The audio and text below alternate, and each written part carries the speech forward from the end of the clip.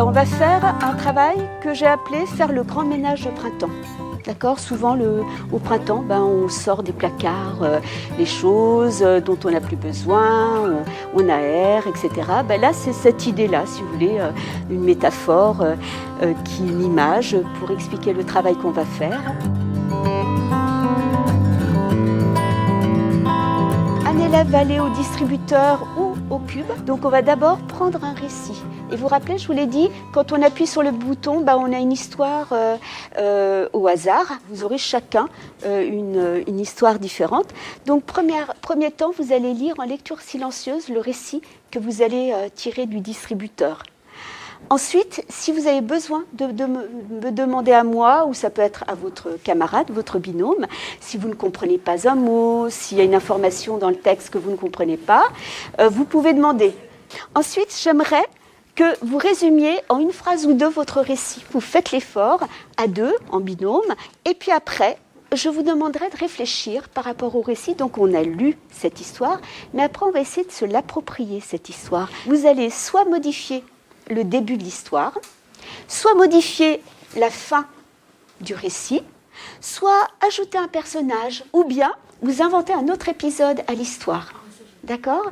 Et donc, vous allez rédiger un nouveau récit à partir des éléments que vous aurez inventés. Ce sont des élèves du niveau 5e et le fait de pouvoir avoir des histoires de façon aléatoire leur plaît beaucoup. Et puis ce qui leur plaît beaucoup aussi, c'est de créer en groupe, créer à plusieurs, à deux. Ça leur plaît énormément aussi.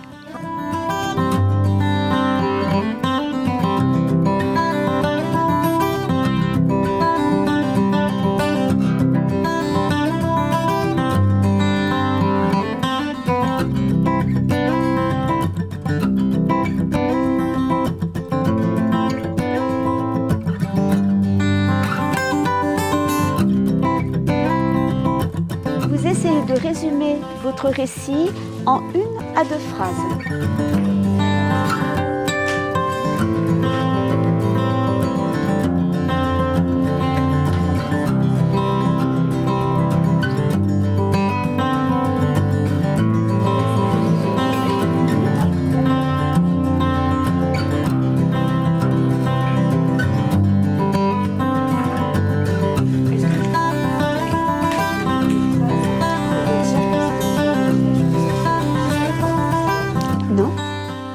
Pas obligé. Là, c'est si tu veux l'analyse que tu fais du texte. Mais quand on demande de résumer, tu ne résumes que ce que tu as lu, tu vois, pas ce que tu interprètes du texte. C'est autre chose. Et justement, dans les modifications que vous pourrez faire, là, tu pourras te servir de ce que tu viens de dire à l'instant. Mais là, vous vous contentez de résumer ce que vous avez lu, sans l'interpréter. Alors, allez-y, Julie et Alana.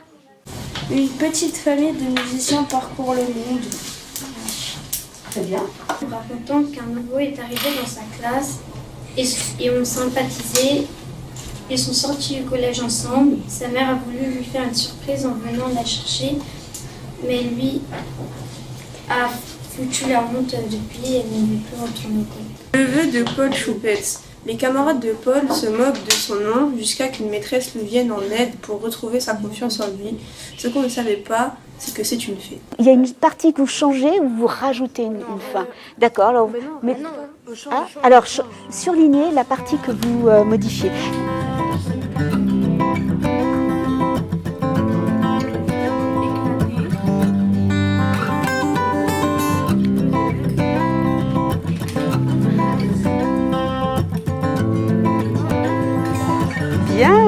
Bien, avec un retour à la réalité, bien.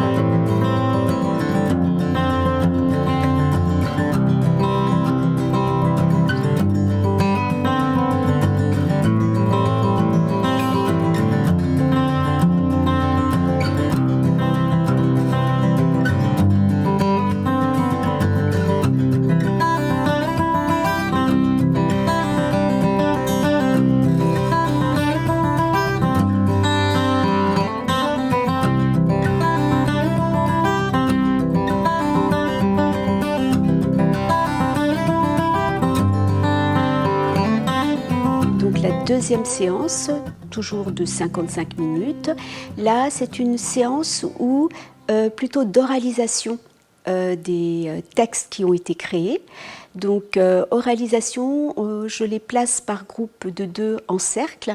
Ils ne sont qu'en petits groupes, donc c'est un petit groupe de 17 élèves, donc c'est plus facile à faire. Et donc, les élèves vont faire des petits exercices où je mêle un peu des exercices de déconstruction, de concentration sur eux-mêmes. Et ensuite, ils doivent lire une partie des textes qu'ils ont lus et une partie des textes qu'ils ont modifiés, qu'ils ont repris. L'objectif pédagogique est de travailler sur les compétences les plus importantes du cycle 4, donc lire, écrire et puis oraliser. Pouvoir s'exprimer à l'oral, c'est des compétences qui sont vraiment importantes. Et ensuite, j'essaye de développer leur créativité et j'essaie aussi beaucoup de leur apporter de nouveaux textes pour les enrichir leur imaginaire et développer toutes les compétences linguistiques dont on a besoin tout au long de l'année. Paul jette un coup d'œil désespéré vers la maîtresse pour obtenir un peu d'aide. Mais elle ne dit rien. Elle attend, confiante, mais un sourire aux lèvres. Oh, mais que lui arrive-t-il? Il a des fourmillements dans les doigts. Comme si la craie était électrique.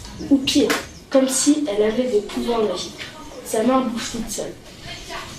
Son bras se lève vers le tableau. Il écrit malheureusement la mauvaise réponse. Tous les élèves éclatent de rire. Paul eut la honte de sa vie. Il retourne à sa place en fondant en larmes. Il cria « Aidez-moi, aidez-moi !»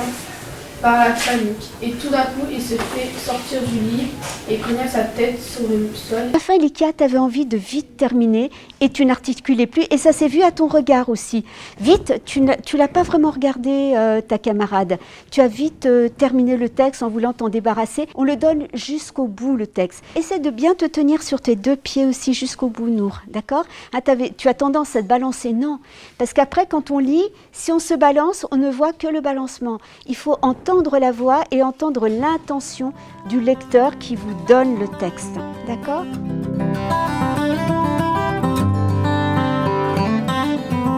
Je fais régulièrement, je fais une pause lecture hebdomadaire.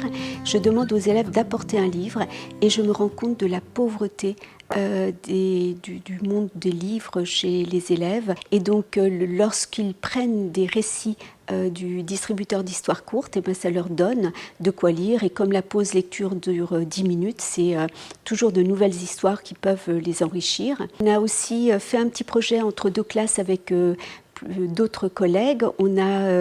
Donc les élèves ont lu une histoire du distributeur. Ensuite, on l'a mise sous forme de papyrus.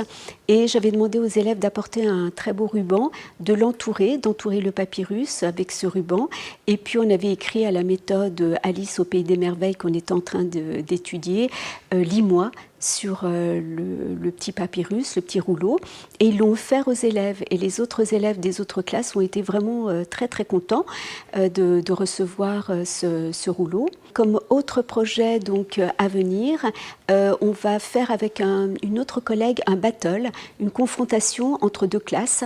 On va donner soit l'incipit, soit la clôture, la chute d'une nouvelle tirée du distributeur, et on va demander aux élèves d'écrire, et à la suite de cela, on verra si on votera pour le meilleur récit fait par l'une ou l'autre classe. Quand on commence, ensuite, il y a toute une série d'exercices qui nous viennent en tête et qui permettent vraiment la créativité des élèves.